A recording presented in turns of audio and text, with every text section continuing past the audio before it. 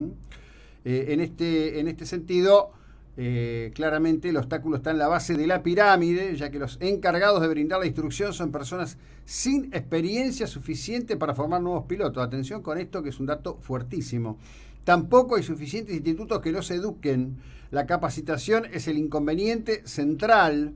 Dice la ANAC que no duda que esto pueda seguir ocurriendo. Estamos frente a un tema gravísimo, ¿no? La verdad, gravísimo. Alieto Guadagni, buen día, ¿cómo le va? Buen día, señor. Mire, la verdad que lo convocábamos para hablar del tema combustibles, tarifas y demás, pero frente a esto que yo estaba comentando, que una vez más coloca el tema de la calidad de la enseñanza en la República Argentina, parece ser que no hay sector que pueda eludir la necesidad de mirar la cuestión de la enseñanza y de la formación en la Argentina en un todo integral, ¿no? Un tema que a usted no solo lo sigue, sino que sé que lo apasiona. Así es, claramente la educación ocupa un lugar muy bajo en la preocupación argentina. Fíjese que hace 2 días cerramos 50.000 escuelas, Uh-huh. porque ¿50.000 se escuelas? decretó un feriado puente Ah, claro, sí, sí. que le quitó el derecho a la educación a 14 millones de argentinos, que son los que van a escuelas, jardines de infantes, escuela primaria, secundaria, terciarias técnicas, terciarias educativas y universitarias. Uh-huh. Pero en fin, el país optó por eso. Eh, Esa medida no fue criticada por nadie. El famoso feriado puente, que es un invento argentino de los últimos 10 años, ¿no? Sí. Parece un tema menor, pero no es un tema menor en un país que de hecho tiene el calendario escolar más corto del mundo, Uh-huh. porque tenemos por ley 180 días, Cuba tiene 200, México tiene 190, así es, pero además los 180 no se cumplen nunca, Uh-huh. porque los días de huelga o de interrupción de tareas se viola la ley, porque la ley sancionada en la época de Kirchner obliga a compensar los días de clase perdidos, pero aquí no se compensa, no se recuperan y tampoco hay mucha demanda social para que se recuperen, ¿no? La verdad que es un tema culturalmente curioso, ¿no? En cualquier encuesta aparecería el tema de la educación como un reclamo de primer orden, digamos, si la encuesta estuviera referida al tema educativo, me refiero, en las encuestas generales la educación aparece muy por detrás, y lo curioso es que frente a los hechos de carácter concreto, sí, lo que prima es la indiferencia, ¿no? Así es, fíjese que la ley argentina, que es única en el mundo porque prohíbe publicar los resultados por escuela de las pruebas, por ejemplo, la Uh-huh. prueba Aprender. Sin embargo, los padres de familia, en contacto con el director de la escuela, podrían saber cuál es la ubicación de la escuela dentro del barrio, dentro del municipio, dentro de la provincia, dentro de la nación. Yo hasta ahora encontré muy pocos padres que hayan pedido al director de la escuela que le diga cuál fue el resultado de la última prueba Aprender, que demuestra niveles de ignorancia en matemática, por ejemplo, prácticamente los más altos de América Latina e incluso los más altos del mundo, ¿no? Uh-huh.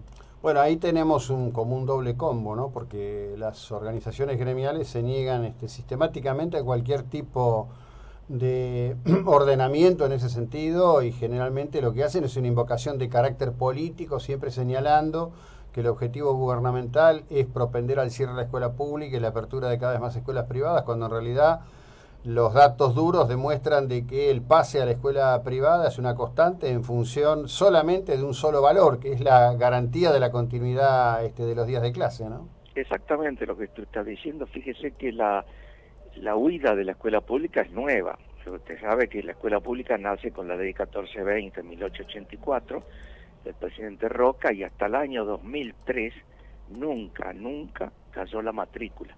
Pero desde el 2003 hasta el 2015, que son las últimas cifras que conozco, todos los años viene cayendo, particularmente en primer grado. En primer grado, más o menos en promedio, se fue del primer grado en la Argentina al 20% de los pibes, cuando hay provincias incluso que se fue más del 30%.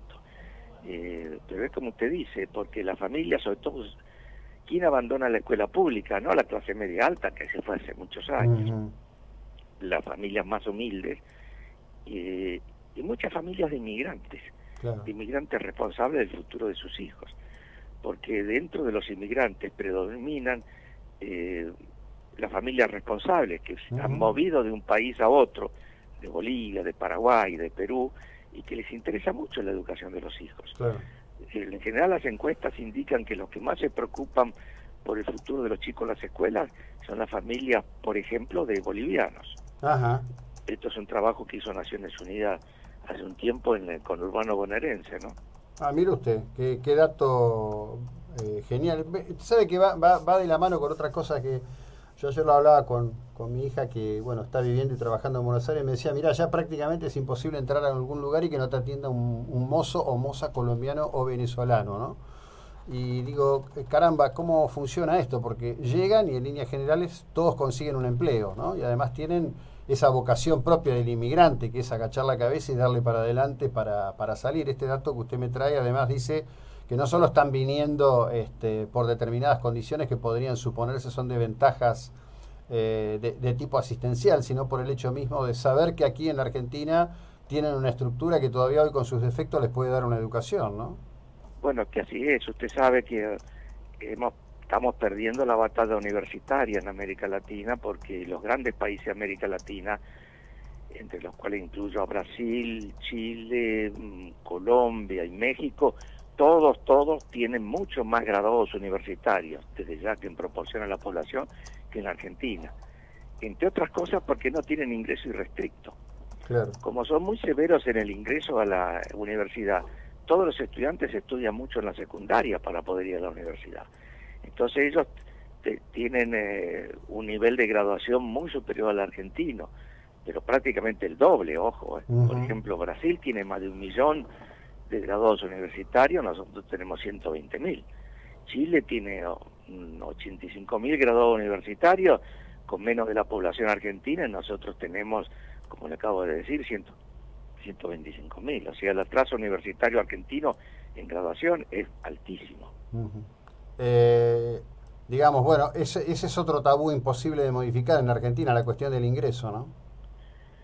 Bueno, es un país único en el mundo, incluso toda la izquierda está a favor del ingreso irrestricto. Sin embargo, en Cuba hay un examen de ingreso muy riguroso. En Ecuador, cuando gobernaba un gobierno de izquierda en serio, de Correa, puso el examen de ingreso en la Constitución. En Nicaragua, la Nicaragua sandinista también. Para no hablar de los dos países donde gobierna el Partido Comunista, que son Vietnam y China. Eso está mal visto en Argentina, porque no se llegan a ver, se ven los efectos negativos nada más que el positivo. Claro. La mejor forma de discriminar y condenar al fracaso a los pibes, a los muchachos, es decirle, vayan a la universidad sin estudiar antes. Es lo mismo que yo le diga a usted, dentro de un mes vamos a correr una maratón de 42 kilómetros, pero no se entrene, ¿eh? Usted sale a correr al kilómetro primero, ya quedó listo, ¿eh? Sí, sin ninguna duda. Ahora sí lo traigo al tema combustibles, tema de debate importante. Es más, la oposición en esta semana intentaría llevar adelante una acción política diciendo que pretende legislativamente poner límite a la cuestión del valor de la energía, un tema que a mí me parece declamativo, porque en definitiva podría todo terminar en un veto presidencial si llegasen a obtener los votos necesarios en las dos cámaras. Podrá ser un criterio para limar a la presidencia. Lo que no le veo es la capacidad práctica de modificar el rumbo a esto. Bueno, la Argentina está en medio de la triple tenaza. En la triple tenaza hemos pasado hace años de un estadio caracterizado por energía abundante y exportada a otro caracterizado por energía cara y importada y escasa. Fíjese que Argentina se convirtió de un país exportador de energía a un fortísimo importador de energía. Prácticamente la tercera parte del gas que usted consume viene del exterior, y es gas muy caro, porque viene por barco, y hay que descargarlo los barcos, al licuado, y hay que volverlo a gasificar.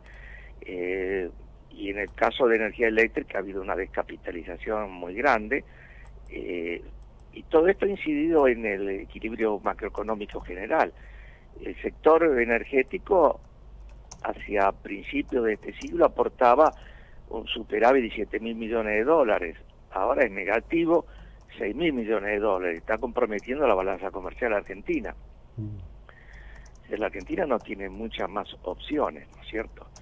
Porque las tarifas se pagan de tres maneras: o los pagan los usuarios, o lo paga el gobierno con emisión monetaria, o lo paga el gobierno con deuda externa. hay que elegir una de las tres. Sí, ninguna de las tres es simpática, ¿no? Ninguna de las tres es simpática. Y hay que tener presente que está rigiendo una tarifa social que está protegiendo sensatamente y con justicia a más o menos uno de cada tres consumidores familiares, ¿no? Ajá. Sí, a excepción de que tengan que comprar gas en garrafa, que ahí no tienen protección alguna y lo pagan con precio pleno todo el tiempo, ¿no? Exacto, eso es cierto, eso es un viejo problema. Sí, es un viejo problema. Hay varios que nos están escuchando en este momento de sectores de la periferia de Mar del Plata que habitualmente cuando hablamos acá de tarifas y de la queja por el valor del gas de red, me pasan la factura de lo que pagan por llenar la chancha y la verdad que gente casi que vive para pagar la energía que consume. Eso es cierto, eso es un problema muy antiguo.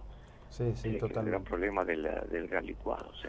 ¿Usted cree que Vaca Muerta es una puerta de salida en el mediano plazo para este tema, en el nivel que empiezan a desarrollarse las inversiones allí? Todo depende de la confianza que tenga Argentina en los inversores. Bueno, me parece que va a ser un trabajo de décadas conseguir confianza. ¿Cómo dice? Creo que va a ser un trabajo de décadas conseguir confianza de los inversores en Argentina. Bueno, es una decisión que tomamos. No, sí, digo, trato de ver lo que ocurre. Los que han presentado estos proyectos tienen que pensar cuál es el impacto. Yo creo que en el fondo, una interpretación curiosa es que creen que no van a hacer gobierno el año que viene. Ajá. Porque si creyeran que fueran a hacer gobierno, preferirían que el balurdo se lo arreglen ahora y no se lo dejen a ellos. Ajá. ¿No le parece a usted? Sí, digo, a ver, más allá del ruido en las redes y en algunos medios, me da la impresión de que no hay demasiado que por hoy uno pueda pensar que va a afectar a que Macri gane el año que viene. Lo que sí veo es que hay una intención de generar el mayor daño posible y muy poca sensibilidad para explicarle a la población en términos sensatos de qué se trata lo que está pasando. Totalmente de acuerdo, pero entonces quien impulsa ese tipo de proyecto, supongamos que usted es candidato que cree va a tener alguna chance el año que viene. ¿Qué es lo que usted prefiere? Que le dejen el negocio bien arregladito, sin beneficio, sin herencia mala, ¿no es cierto? Entonces le dejaría el costo del ajuste a este gobierno. Ahora, si quiere prorrogar todo, porque en esencia este programa lo que hace es congelar, incluso agravar la situación, está pensando que no se va a tener que hacer cargo dentro de un año, ¿no? Sí, desde ya que sí.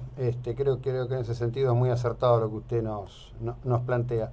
Le pregunto una cuestión final. Bueno, vamos a la última. A la última, lo libero y yo tengo que ir al corte que ya me están apurando a mí también. ¿Sabe qué pasa? Acá tenemos el defecto de preguntar y escuchar. Sé que no es habitual en el periodismo de hoy en los medios de comunicación. Así es, señor, así es. El punto que le quería preguntar finalmente, yo lo que veo es un fuerte avance en todo el tema de lo que es energías alternativas. ¿Usted cómo ve esa parte de lo que es la política energética? No, eso es muy sensato, es positivo incluso desde el punto de vista climático, porque probablemente de todos los temas que hoy afectan a la humanidad, ninguno es tan grave como el cambio climático. Yo no lo voy a abrumar con información ahora, pero debo decirle que estamos en una situación crítica a escala planetaria, incluso en Argentina. Vamos a tener los cambios climáticos que están ocurriendo, llueve donde antes no llovía, deja de llover donde antes llovía, no son casualidades, están siendo previstos por los expertos climáticos, y el aumento de la temperatura va a crear, viene creando ya problemas muy graves que tienen que ser solucionados de una manera global, pero con una autoridad global como la que pidió el Papa en su encíclica. No es un tema fácil, pero es la principal preocupación que deberíamos tener los humanos. Bien. La defensa del clima, porque la defensa del planeta, y no estoy hablando para dentro de 100 años, estoy hablando para dentro de 3, 4 o 5 años. Bien. Alieto, gracias, que tenga una buena jornada, gracias por su tiempo. Adiós, buen día. Bueno, seguimos en